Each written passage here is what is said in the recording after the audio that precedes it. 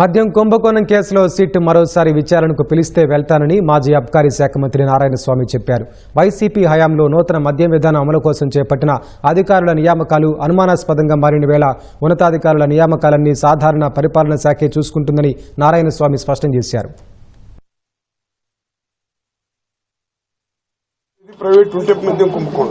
Private వ్యక్తులు కుంభకోణాలు జరుగుతుంది కానీ గవర్నమెంట్ కి దాంట్లో కుంభకోణాలు చేస్తుంది. నువ్వు దాన్ని కనుక్కొని వచ్చి నాకు చెప్పు, నేను నేను ఏమేమి చెప్పాలని చెప్పిన వాళ్ళు ఏమేమి అడిగినారు.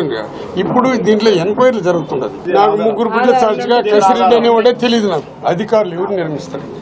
ఎక్సైజ్ని సెప్గా కూడా మార్చినాము, సగొట్ట దానికి మామూలుగా లిక్కర్ ఉంది కదా సారాయి, దాన్ని కంట్రోల్ చేయడానికి సపరేట్ చేసినాము.